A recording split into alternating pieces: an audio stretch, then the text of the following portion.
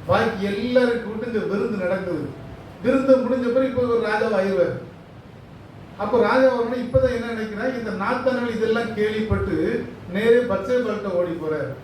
ஓடி போய் இப்படி வந்து விருந்தெல்லாம் நடக்குது, உங்களுக்கு தெரியாதா? இப்பொழுது யாரு அதோனியா வந்து ராஜாவாக போகிறான், எல்லாரும் அதுக்கான ஆயத்தங்கள் செய்து கொண்டிருக்கிறார்கள் அப்படின்னு சொல்லி பத்சேபாள்கிட்ட சொல்லிட்டு என்ன செய்யணுங்கிறதையும் சொல்லி கொடுக்குறான். நீங்க நிறைய தாவீது ராஜாட்ட போங்க, போய் எல்லா காரியத்தையும் சொல்லுங்க. நீங்க சொல்லிட்டு இருக்கப்போ நானும் என்ன செய்றேன், பின்னால வந்துடுறேன், வந்து நம்ம என்ன செய்வோம், காரியத்தை சாதிப்போம் அப்படிங்கிறதான் சொல்லி அனுப்பி விட்டுறான். இப்போ பாருங்க, இங்க வந்து விருந்துக்கெல்லாம் கடுமையாக நடக்கிறது. முக்கியமான இவர்கள் எல்லாம் கூட்டி போகல. இப்போ 18வது வசனத்தை பாருங்க. இப்பொழுது இதோ அதோனியா ராஜா வாழ்ந்தான். ராஜாவே நீர் அதை அறியவில்லை. இப்போ வந்து இங்க வந்து விருந்துக்காக நடந்து இப்போ செய்தி எங்க போயிட்டு தாவீது ராஜா வரை போயிடுச்சு. இதுல 10வது வசனத்தையும் வாசிருங்க. 10வது வசனம்.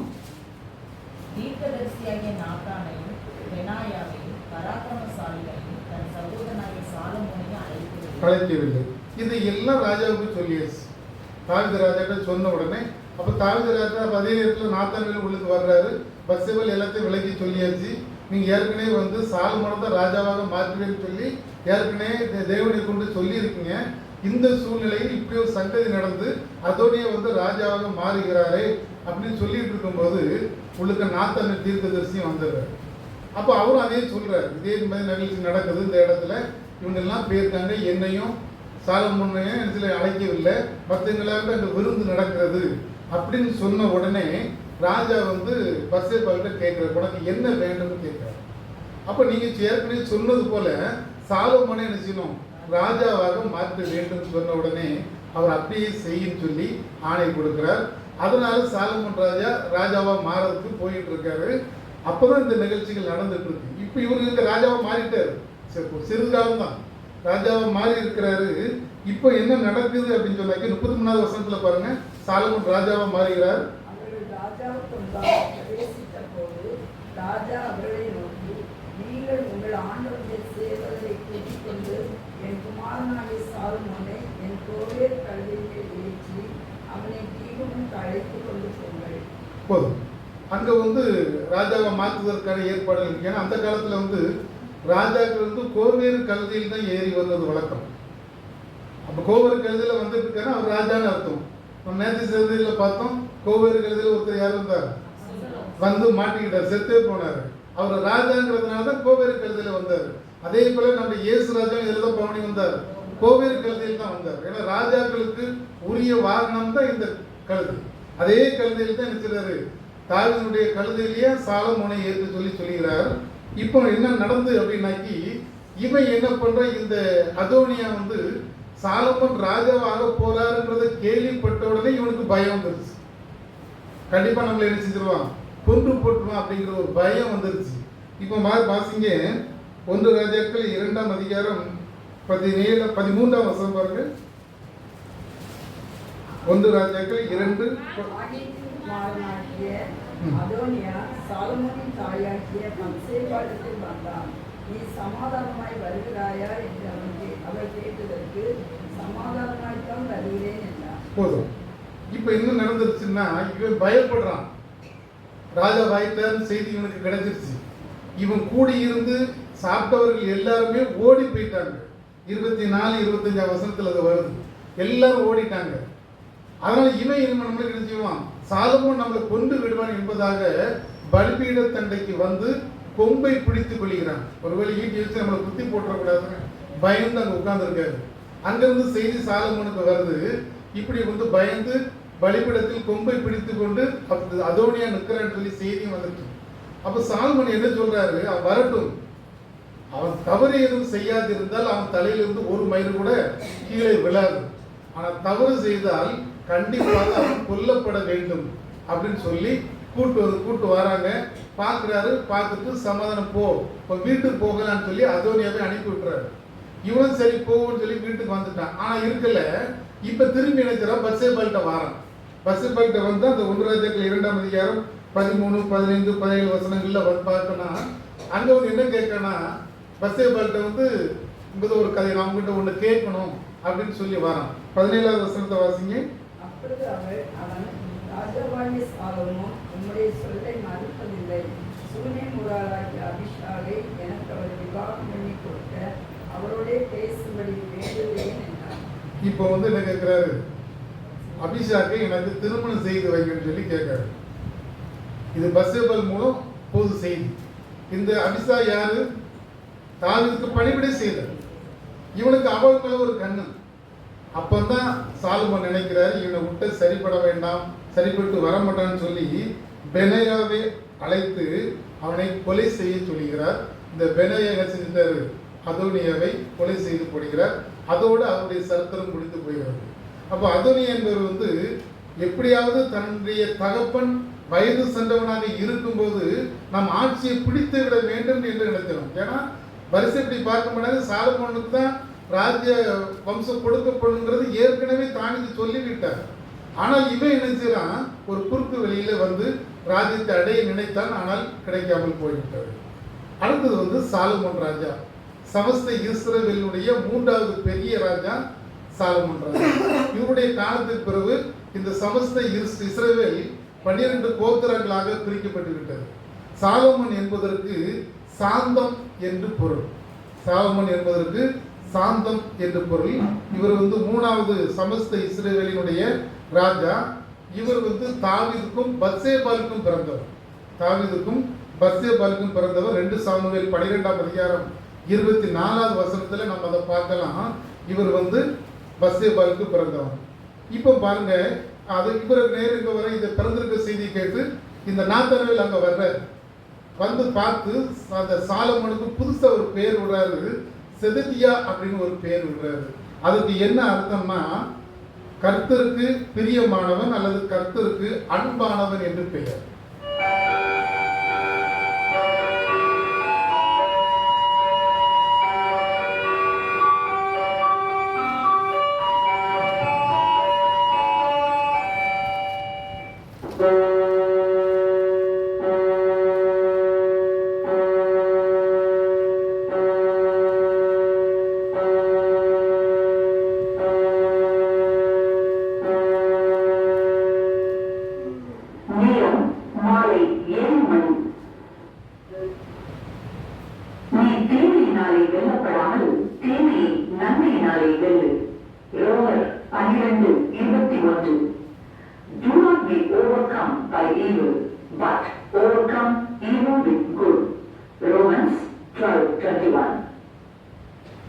இந்த செதக்கியா என்பதற்கு கர்த்தருக்கு பிரியமானவன் அல்லது கர்த்தருக்கு அன்பானவன் என்று பெயர்.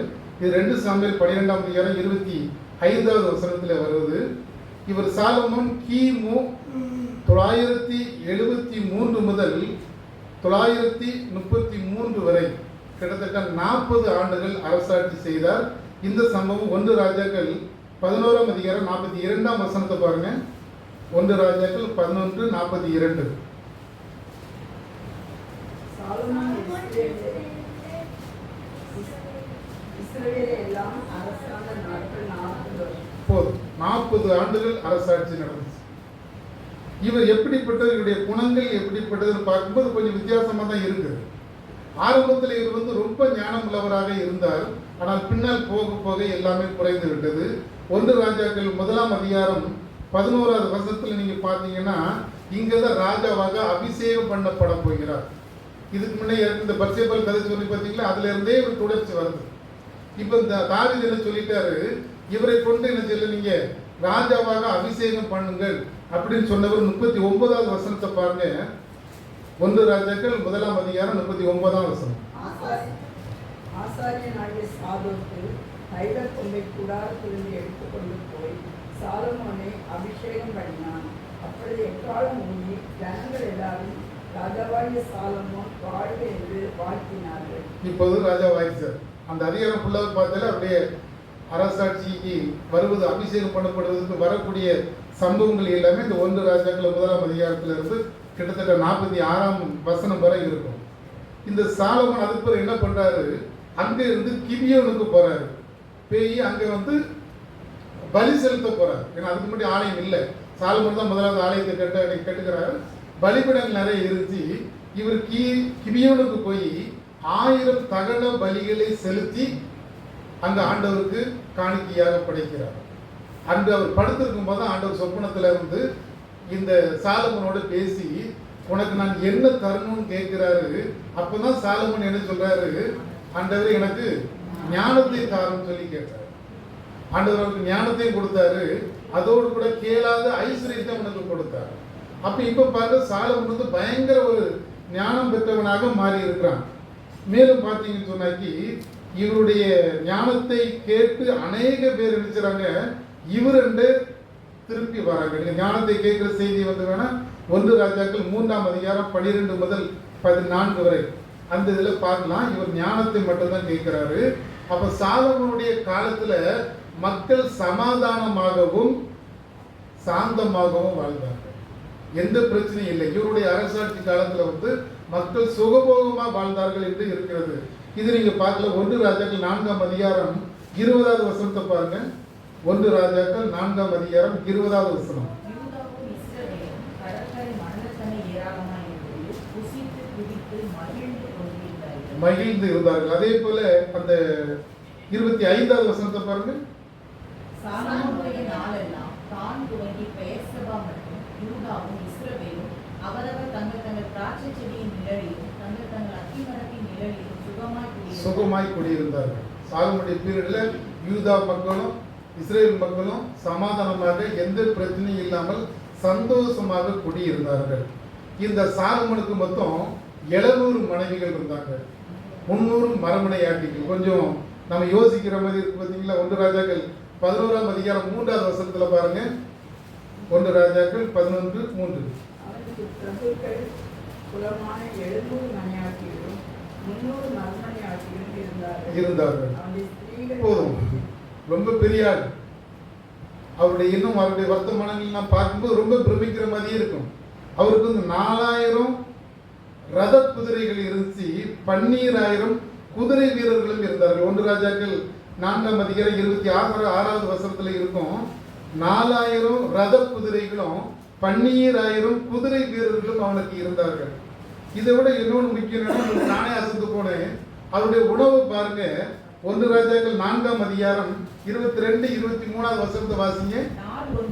ஒரு நாளைக்கு சாலமோனுக்கு செல்லும் சாப்பாட்டு செலவு 30 மரக்கால் மெல்லிய மாவும் 60 மரக்கால் மாவும் கலைமான்களையும் வெளிமான்களையும் வரையாடுகளையும் கொடுமையான பறவைகளையும் தவிர கொடுக்கப்பட்ட 10 மாடுகளும் மேய்ச்சலில் இருந்து வந்த 20 மாடுகளும் 100 ஆடுகளுமா.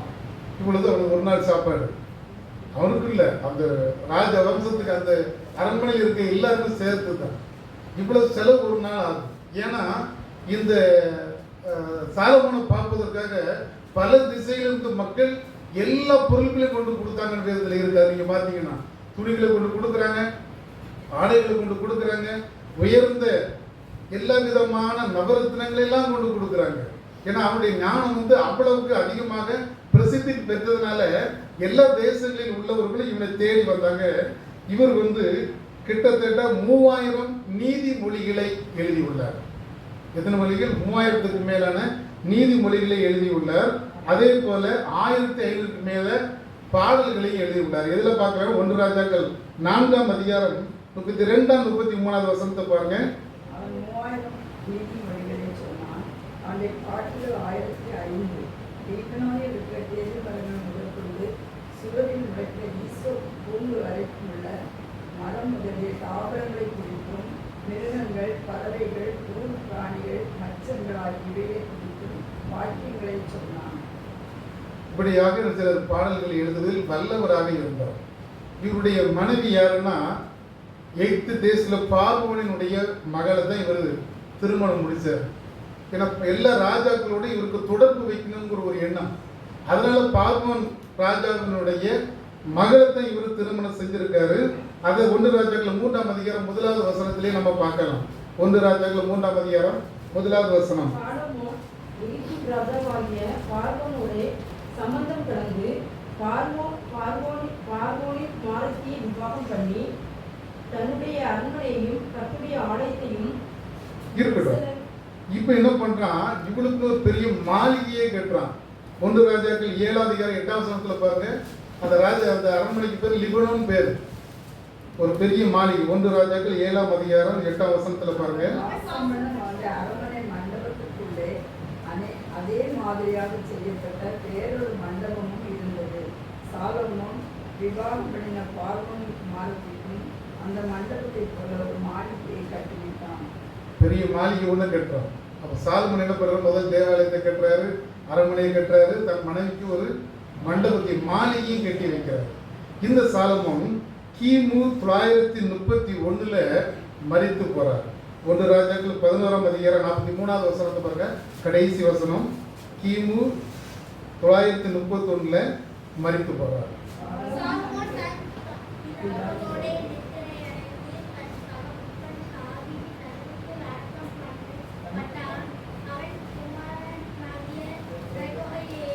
ராஜாவாக மாறினார். இருக்கட்டும், இவர் நினைச்சிருப்போம், இவருக்கு முதிர் வயதில் இறந்து போறார். கிட்டத்தட்ட 40 ஆண்டுகள் அரசாட்சி செய்த பின்பு பூரண வயதில் தான் இவர் நினைச்சாரு, மரித்து போகிறார். இந்த சாலமோனுடைய நல்ல குணங்களும் நிறைய இருக்குது, தீய குணங்கள் ரொம்ப அதிகமாகவே இருக்கு. அப்ப எது நல்ல குணங்கள் அப்படின்னு ஒரு 2 குணங்களை மட்டும் நம்ம இன்னைக்கு பார்க்கலாம் நான் யோசிக்கிறேன். முதலாவது பார்த்தீங்கன்னா, தந்தையினுடைய சொற்களை நன்றாக கேட்டு யாரெல்லாம் கொண்டு போட வேண்டுமோ அல்லது யாரெல்லாம் என்ன செய்யணுமோ என்பதையெல்லாம் சரியாக செய்தார். இதை நீங்க 1 ராஜாக்கள் 2ஆம் அதிகாரம் ஃபுல்லா நம்ம பார்க்கலாம். முதல் 10 வசனங்கள் இதை குறித்து அதிகமாக வருகிறது. தாவீது சாலமோன் தந்தையினுடைய அறிவுரைப்படி யாரையெல்லாம் அழித்து போட வேண்டுமோ அவர்களை எல்லாம் அழித்து போட்டான். யாரை அழிக்க வேண்டாம் என்று சொன்னாரோ அவர்களை எல்லாம் அவன் அழிக்கல. அப்படியானால் தந்தையினுடைய வார்த்தைக்கு கீழ்ப்படிந்த ஒரு ராஜா சாலமோன் ராஜா. 1 ராஜாக்கள் 2ஆம் அதிகாரம் ஆரம்பத்திலிருந்து நம்ம பார்க்கலாம். 1 முதல் 10 வரை அந்த உள்ள வசனங்கள்ல யாரையெல்லாம் கொண்டு போடணும், யாரை கொல்ல வேண்டாம், யாரெல்லாம் தனக்கு உதவி செய்தார்களோ அவர்களெல்லாம் நீ செஞ்சிரு, விட்டு விடு அப்படின்னு சொல்லி இருக்கிறாரு. அந்த அறிவுரைப்படி இந்த சாலமோன் செய்து வந்தான். அப்படின்னா அப்பாவுடைய வார்த்தைக்கு கீழ்ப்படிந்து நடக்கிறது போதுதான் அவன் உயர்த்தப்படுகிறான். அதே போல ஆண்டவருக்கும் அவன் கீழ்ப்படிந்து நடந்தான். ஆரம்பத்தில் அப்படிதான் இருந்தார் சாலமோன். ஞானமுள்ளவனாக மாற்றப்பட்டார். ஆண்டவர்கிட்ட கேட்டு பார்க்காரு. ஆண்டவர் சொல்றாரு, உனக்கு கேளாத எல்லா ஐஸ்வர்யத்தையும் நான் உனக்கு தரேன், உனக்கு தாரேன்னு கேட்காரு. அவர் நினைச்சாரு, எனக்கு ஐஸ்வர்யத்தை கேட்பான், சுகத்தை கேட்பான், எதிராளிகளை கொண்டு போட சொல்லி கேட்பால நினைச்சாரு. அப்படி இல்லை, ஆண்டவரே இந்த மக்களை நடத்துவதற்கு எனக்கு ஞானம் போதும் தான் கேட்டார். அப்ப தகப்பனுடைய சொற்களுக்கு கீழ்ப்படிந்த இந்த சாலமோன் ராஜா. 2வது பார்த்தீங்கன்னாக்கி ஞானத்தை மட்டுமே கேட்டான். எவ்வளோ கேட்கக்கூடிய காரியங்கள் நிறைய இருந்தது, அதெல்லாம் கேட்கல. எனக்கு ஞானம் மட்டும் போதும்னு சொன்னா 1 ராஜாக்கள் 3ஆம் அதிகாரம் 11-12 வசனத்துல பாருங்க.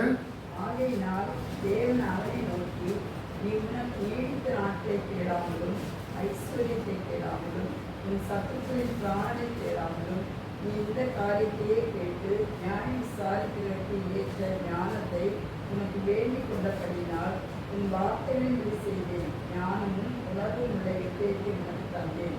இதுவே உனக்கு சரியானவன் உனக்கு முன் இருந்ததும் இல்லை, உனக்கு சரியானவன் உனக்கு பின் எழுதுவதும் இல்லை. சராஜாவாக அபிஷேகம் பண்ணப்பட்டவர் கிபியோனுக்கு போய் ஒரு 1000 தகன பலிகளை செலுத்தின பிறகு சொப்பனத்தில் ஆண்டவர் அவனோட பேசுகிறார். அப்ப ஆண்டவர்கிட்ட இதெல்லாம் பேசுற ஆண்டவர் சொல்றாரு, இது பண்ணி உண்மை மாதிரி யாரும் இல்லை, எந்த ராஜாவும் இது பண்ணி இல்லை, இனி இருக்க போவதும் இல்லை, எல்லாம் சொல்லி முடித்த பிறகு அவன் நினைக்க நம்ம கண்டது சொப்பனை தான் கண்டுருக்கோம் அப்படின்னு சொல்லி எழுந்து உட்கார்ந்துருக்கான். அப்பதான் பாருங்க, அதே அதிகாரத்துல 2 வேசிகள் போடுறது. 2 வேசிகள் யார்கிட்ட வராங்க? சாலமோன் ராஜா. அந்த கதை எல்லாம் நல்லா தெரியும். நினைச்சாங்க, பிள்ளையை குறித்து ஒருத்தி சொல்றார், இப்படி நாங்க 2 ஒரே இடத்துல தான் உட்கார்ந்துருக்கோம், எனக்கு ஆண் குழந்தை பிறந்தது, இவளுக்கு ஒரு 3 நாள் கழிச்சு இவளுக்கும் ஒரு ஆண் குழந்தை பிறந்தது.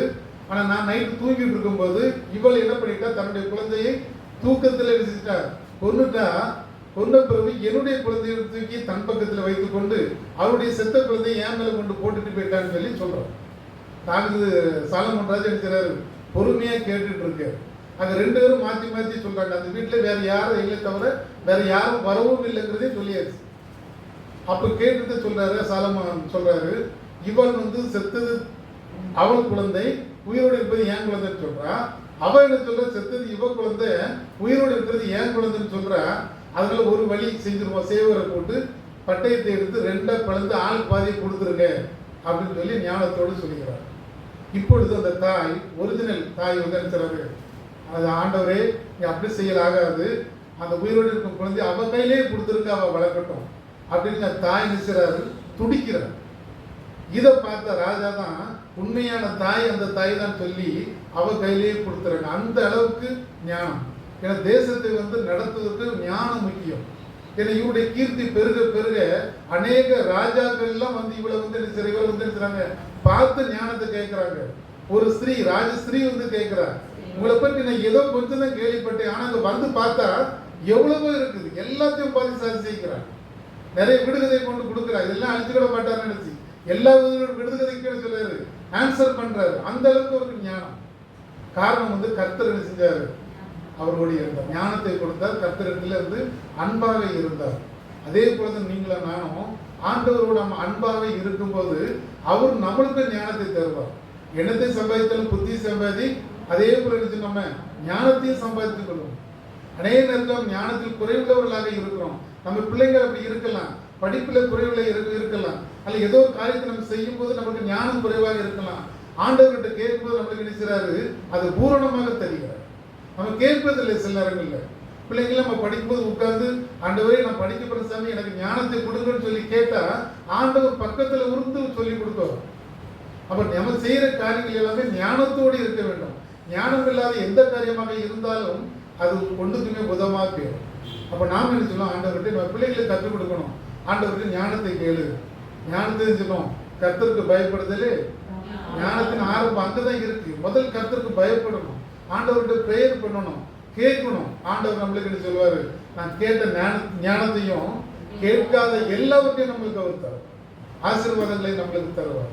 அப்ப ஞானத்தை நாம் கேட்க கற்றுக்கொள்ளும் போது ஆண்டவர் கேளாத எல்லா காரியங்களையும் நம்மளுக்கு தந்து ஐஸ்வர்யத்தினாலும் நம்ம என்ன செய்வார், ஆசீர்வதிக்கிறதுக்கு அவர் வல்லவராக இருக்கிறார். ஆமாம்.